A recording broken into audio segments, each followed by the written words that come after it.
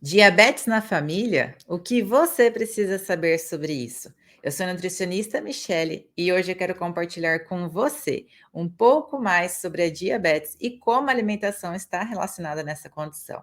Então acompanhe comigo o slide compartilhado e este é o assunto que eu trouxe para falarmos hoje, a diabetes. A diabetes, ela é uma doença crônica no qual o corpo ou ele não produz insulina ou não consegue usá-la adequadamente para exercer a sua função.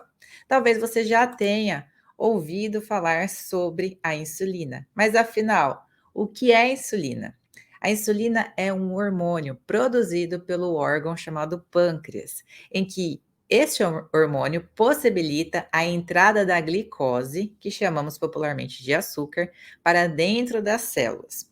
Então, a maioria das nossas células precisa da glicose para produzir energia e desempenhar as suas funções. E quais são as ações da insulina? Então, a insulina ela é um hormônio que ela é produzida pelo pâncreas e é liberado para o nosso corpo. Então, ela tem um alvo, e esse alvo são alguns tecidos chaves, a qual vou trazer a seguida. E, primeiramente, quero falar sobre o músculo esquelético. Então, a insulina que ela é liberada, ela tem ação no músculo esquelético e tem funções. E quais são elas? Ela vai captar a glicose, então a insulina vai se ligar à nossa célula para que essa glicose seja captada para dentro dela e então faça o estoque, né? A produção do glicogênio é o estoque dessa glicose dentro do nosso músculo. Precisamos ter esse estoque, esse armazenamento para produção de energia quando nós precisamos. E também a síntese proteica. Então, a insulina, ela é considerada um hormônio anabólico, porque tanto ela também está relacionado à síntese de proteínas no músculo esquelético. Em seguida, um outro tecido-chave é o tecido adiposo. Então, a ação da insulina no tecido adiposo é de captar essa glicose e fazer um evento chamado lipogênese, que é a formação de gordura dentro dessas células.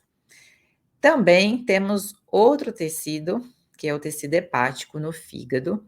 Então, a insulina, ela possui ações no fígado, mas não relacionada à entrada de glicose. Então, a glicose que a gente ingere através da nossa alimentação, no caso do fígado, ela é passada diretamente, por difusão. Ela não precisa de receptor. Mas a insulina tem a sua função de fazer a síntese desse estoque, que nós chamamos de glicogênio, e também de inibir a produção do próprio fígado, de ficar produzindo glicose por si só. Então é uma função muito importante, porque o hormônio ele tem funções de chave, liga ou desliga, e essa função também é muito importante para o nosso fígado, principalmente no controle do diabetes. Também tem a sua função no sistema nervoso central, mais especificamente no hipotálamo, de regulação, né, da ingestão alimentar. Então a insulina ela reduz a ingestão alimentar. Então, contando um pouquinho mais sobre a ação da insulina. E eu trouxe essa figura para ficar bem clara como é a ação da insulina na célula. Então, aqui está representada uma célula e a glicose ingerida está representada por esses quadrados vermelhos.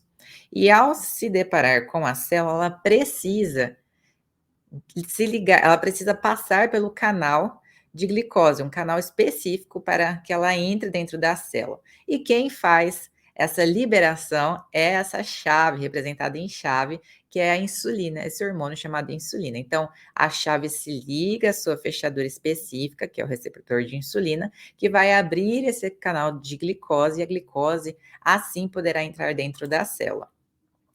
Então, novamente, de uma forma geral, a figura está em inglês, mas eu estou contando aqui para você. Se você acabou de fazer uma refeição, por exemplo, você ingeriu alimentos fontes de carboidrato, esse carboidrato ele vai ser absorvido pelo seu sistema digestório completo, vai entrar na corrente sanguínea e aqui está representado um vaso sanguíneo. O açúcar, a glicose, está representado por esses quadrados. Então, a partir do momento que ele foi absorvido, ele vai entrar na corrente sanguínea, aqui estamos vendo, e em resposta disso, o pâncreas começa a liberar a insulina, que são essas chaves. Então, aqui temos na corrente sanguínea em resposta da alimentação, essa insulina ela é liberada pelo pâncreas, que vai ter uma ação na célula, em diferentes tecidos, como acabamos de ver anteriormente, e essa chave vai se ligar ao seu receptor, abrindo assim o canal específico da glicose para essa glicose entrar dentro da célula. Então, um resumo do que acabamos de dizer: quem produz a insulina, esse hormônio, é o pâncreas, que vai ter ação, né, nas células, diretamente para a glicose e a insulina agindo sobre a entrada da glicose na célula. Então essa glicose, ela entra na célula porque nós precisamos de energia e é através da glicose que precisa estar dentro das nossas células. Então no diabetes, a insulina ou ela não é produzida ou ela para de exercer o seu papel. E consequentemente, esses níveis de glicose no sangue, eles ficam aumentados, o que chamamos de hiperglicemia. Então, novamente, aqui temos um caso normal. O pâncreas, ele vai produzir insulina, a insulina vai se ligar ao seu receptor, os canais vão ser abertos, a glicose vai entrar dentro das células. Mas temos tipos de diabetes e por isso que eu estou mostrando a diferença entre eles, vamos entender um pouquinho mais. Então, no diabetes tipo 1, o sistema imunológico ataca equivocadamente as células beta do pâncreas, que produzem insulina. Então, assim, pouca ou nenhuma insulina é liberada para o corpo. Então, aqui está esquematizado o diabetes tipo 1. Então, o pâncreas ele não vai produzir insulina ou em quantidade insuficiente. Não tendo insulina, a insulina não se liga ao seu receptor e a glicose ela não entra nas células. No diabetes tipo 2, acontece quando o organismo não consegue usar adequadamente a insulina que produz. Então, a insulina ela é produzida, mas o organismo não consegue utilizar de forma adequada. Ou ela não produz a quantidade suficiente para controlar a taxa de glicemia por causa de um evento chamado resistência à insulina. Então, acompanhe comigo. Então, no diabetes tipo 2, o pâncreas ele vai produzir a insulina, só que pode ser porque o receptor não funciona. Aqui nós temos, né, uma gama de estudos, mas de forma bem simples. Então, a glicose, ela não entra nas células. Ou o pâncreas produz, ou tem uma, né, uma alteração em relação à funcionalidade dessa insulina e essa cascata, né, fica comprometida no diabetes tipo 2. Temos outros casos também de diabetes, que é o pré-diabetes, ocorre quando os níveis de glicose no sangue estão mais altos do que o normal, a hiperglicemia, mas não o suficiente para o diagnóstico de diabetes tipo 2. Então, aqui eu trago a amplitude sobre este assunto e os vários tipos de diabetes, não se atentando aos detalhes, mas eu gostaria de trazer a importância que é falar sobre este assunto. Então, nessa figura, o diabetes, por exemplo, do tipo 1, ela pode ser classificada tanto do tipo 1A quanto do tipo 1B. O tipo 1A está relacionada a condição autoimune que tem esse comprometimento das células betas e ela é comprovada por exames laboratoriais. Enquanto diabetes tipo 1B acontece essa característica por condição idiopática, ou seja, às vezes não se sabe o motivo. Também acabamos de falar sobre a diabetes tipo 2. Então, acontece uma perda progressiva dessa secreção insulínica, combinada com a resistência, um fenômeno que chamamos de resistência à insulina. Também temos sobre a diabetes gestacional e outros tipos de diabetes. Por exemplo, monogênicos, MOD, que está relacionado tanto com crianças quanto adolescentes. E esse tipo de diabético é chamado até de uma diabetes familiar por caráter de hereditariedade. Então, aparece em crianças e em adolescentes, por isso eu trago aqui a importância de saber a amplitude do diabetes e estar sempre em acompanhamento médico. Também temos diabetes neonatal, secundária a algumas doenças endócrinas, secundárias a algumas doenças do próprio pâncreas, algumas infecções ou ainda secundário a medicamentos, por exemplo, o uso prolongado de corticoides. Ainda se fala na literatura sobre diabetes tipo 1.5, que está relacionado ao aparecimento em adultos de 25 a 30 anos, tem um caráter autoimune, só que menos agressivo, mas que pode levar à falência das células betas e possivelmente pode usar a insulina. Ainda assim, o outro tipo de diabetes, que é o latente idoso, tem essa condição autoimune, também leva à falência das células beta, mas não está relacionado ao diabetes tipo 2. Ainda assim, temos o outro tipo, híbrido ou duplo. Então, acontece em crianças e adultos. E por que é caracterizada essa diabetes tipo, né, híbrido ou duplo? Então, existem sinais do diabetes tipo 1, porém com menos agressividade, e também existem sinais do diabetes tipo 2, que apresentam a resistência à insulina, e esses fenômenos estão presentes ao mesmo tempo. Por isso, reforço a importância do acompanhamento médico constantemente para os seus familiares. E explicando o que é essa resistência à insulina. Então, aqui está representado essa balança, que é o controle da glicemia, esse controle homeostático, esse equilíbrio que é necessário no organismo, e este peso está representando a resistência à insulina. Então, todos nós temos um nível de resistência à insulina. Se não tivéssemos esse peso para equilibrar, nós teríamos eventos de hipoglicemia. Então, por isso é necessário essa resistência à insulina. E do outro lado da imagem, no lado direito, estou mostrando a quantidade e a função das células beta do pâncreas. Então, aqui é um indivíduo normal que tem de forma equilibrada tanto essa resistência à insulina, quanto a quantidade e a função, o funcionamento, a liberação da insulina que está através das células beta-pancreáticas nos seus níveis normais. O que acontece quando o indivíduo ele começa a aumentar esse peso e alcançando uma condição de obesidade? E aqui também eu trago a importância de falar sobre crianças, porque crianças obesas também desenvolvem diabetes.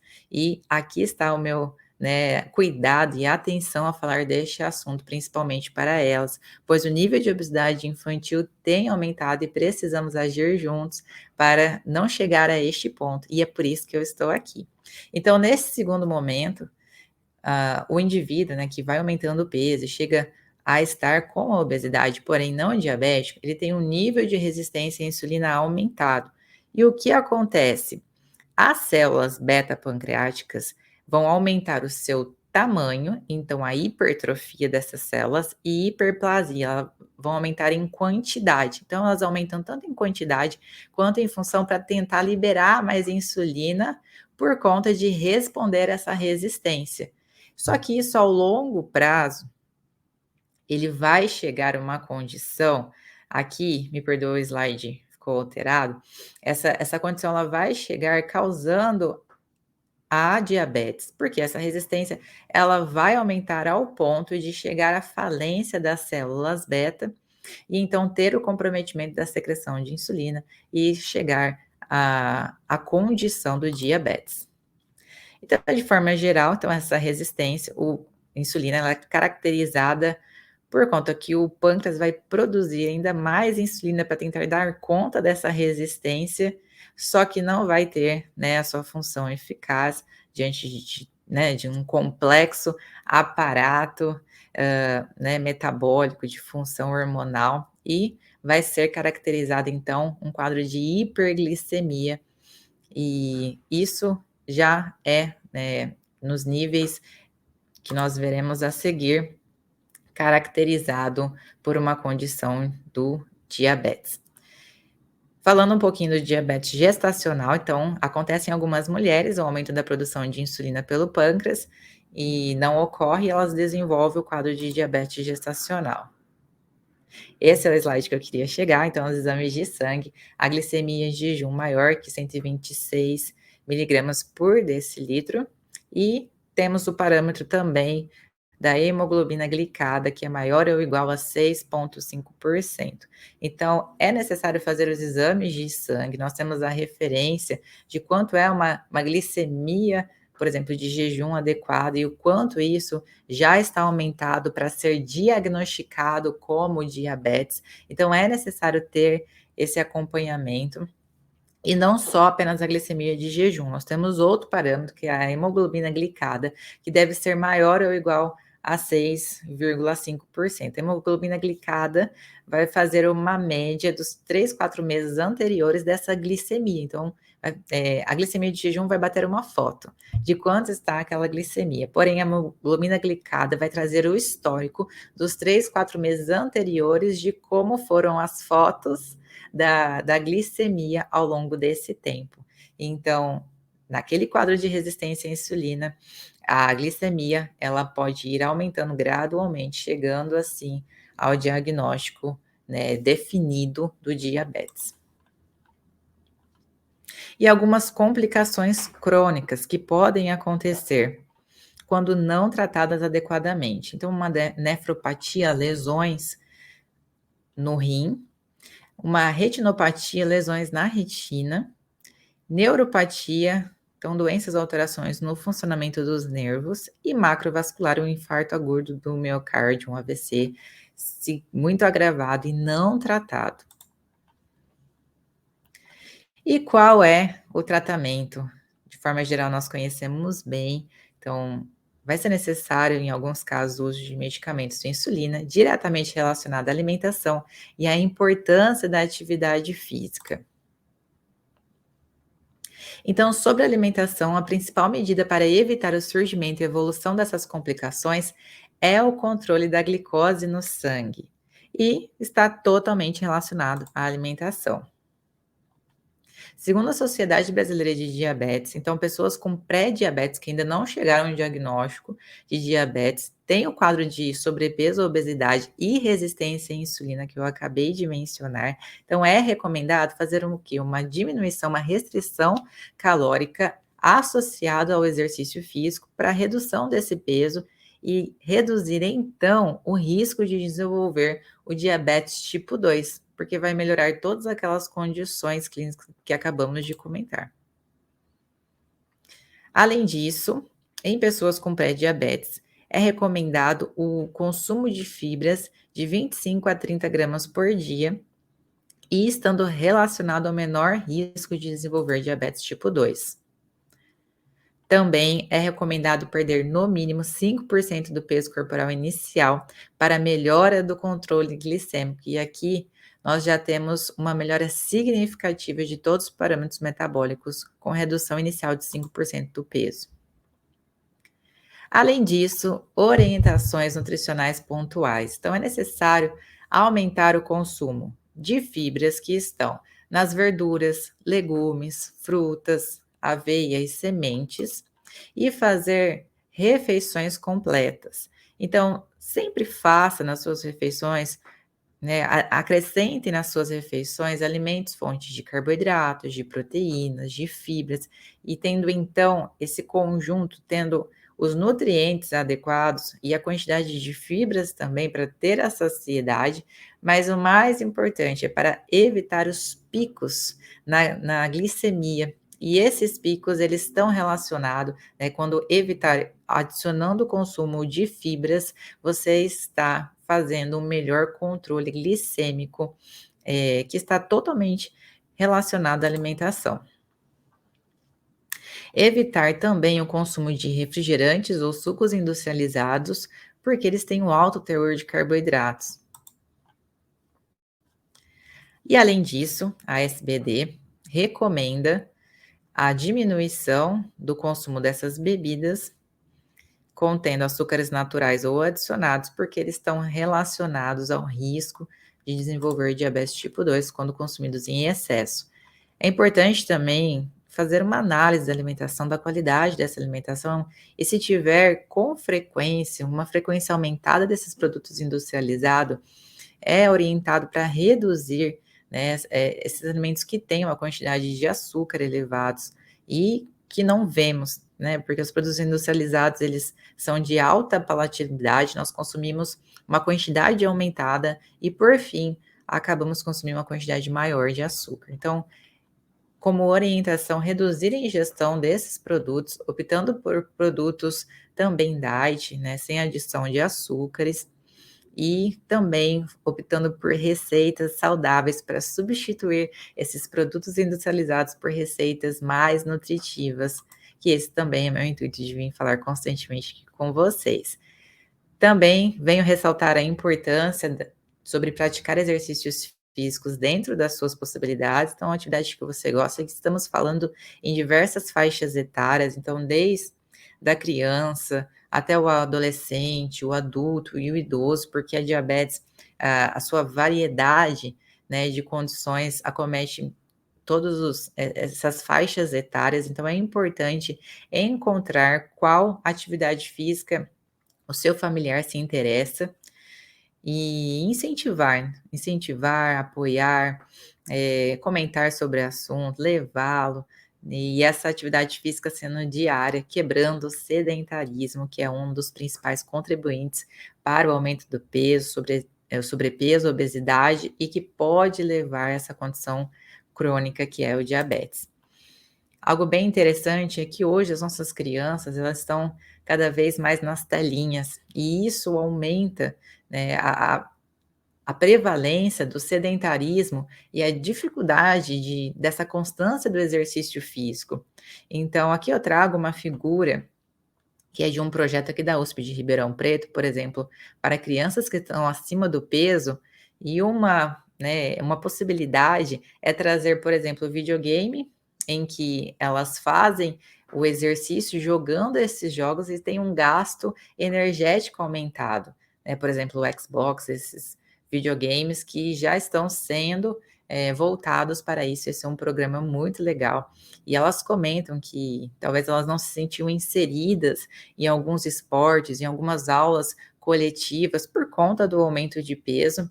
E quando elas começaram nesse projeto, elas se interessaram, começaram a perder um peso por conta do déficit calórico, começaram a gastar energia ali através dos movimentos dos jogos, e isso incentivou elas a procurarem então posteriormente aulas coletivas de esportes que elas começaram a gostar através das telinhas. Então, esse é um projeto muito legal e muito interessante para as nossas crianças.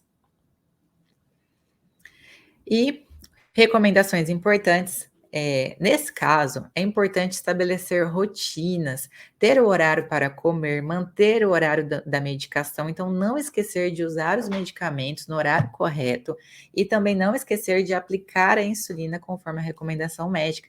E faça essa monitorização, seja por celular, seja num bloco de notas, então anote a variação da glicemia, né, existem as bombas que já fazem esse histórico, mas se no caso, no seu familiar não tem, estimule essa constante monitorização, porque é importante para um bom controle glicêmico e passar essas informações adequadas para o profissional de saúde. E algumas condições que estão relacionadas, né, essa individualidade, mas que estamos também todos inseridos no coletivo. Então, é necessário adaptar a realidade de cada indivíduo diante de diversos fatores, por exemplo, o ambiente social, o ambiente familiar, a importância dos ambientes em que os nossos familiares estão inseridos, porque seja na escola, no trabalho, nós lidamos com o acesso fácil a determinados tipos de alimento e precisamos nos atentar a isso e tornar o nosso ambiente familiar um ambiente estimulador, né, um ambiente acolhedor e que vai proporcionar refeições saudáveis. E isso está totalmente relacionado a práticas culinárias, então o modo como eu cozinho, eu posso tornar a alimentação da minha família mais saudável, eu posso tornar as preferências alimentares de cada familiar e fazer receitas adaptáveis para cada preferência, mas sendo nutritiva. E aqui eu trago essa importância também de um planejamento e também de uma rotina que é importante para garantir o acesso a uma refeição adequada e de qualidade. É importante também sempre estar buscando informação, conhecimento, como manejar, de que forma, né, eu preciso, buscar esse conhecimento e informação com os profissionais da saúde para levar essa informação para a minha cozinha e fazer a alimentação da minha família uma opção mais saudável, refeições mais saudáveis quando eu coloco à mesa.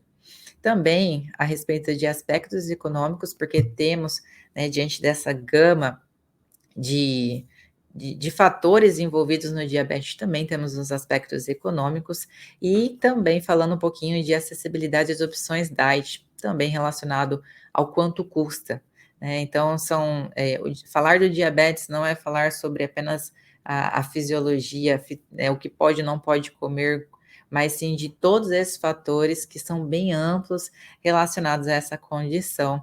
E essas opções diet, por mais que estejam um pouco mais acessíveis, elas ainda, infelizmente, não são acessíveis a todos. Então, por isso que nós, profissionais, também temos que pensar dessa forma e como tornar o mais acessível possível para, né, aquele que está diante de nós, está nessa condição. É necessário esse apoio e acolhimento de tanto da família quanto de nós profissionais, seja familiares também e amigos que ajudam muito. É necessária essa integração conjunta, a motivação, a inclusão e esse reforço do autocuidado, porque cuidar da alimentação, cuidar, por exemplo, do seu medicamento, é reforçar o autocuidado. E aqui eu deixo um pouco mais sobre essa gama de fatores né, que estão relacionados ao diabetes. Temos muito para falar sobre, mas alguns pontos a nutrição ela pode ser, decisiva, pode contribuir e muito, por exemplo, da alimentação de qualidade, controle dessa glicemia, fornecendo nutrientes adequados, um bem-estar físico, emocional e psicológico, além dessa expressão de afeto, segurança e conexão que a alimentação proporciona. E aqui eu venho falar um pouco mais sobre como trazer a comida do nosso dia a dia mais saudável, e inclusive nessa condição tão abrangente que é o diabetes, trazendo informações importantes sobre a nutrição por trás da cozinha. E eu espero que esse conteúdo esteja ajudando você e os seus familiares a ter uma alimentação mais saudável, levando conhecimento.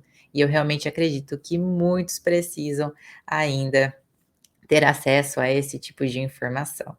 Eu deixo aqui um grande abraço da Nutri.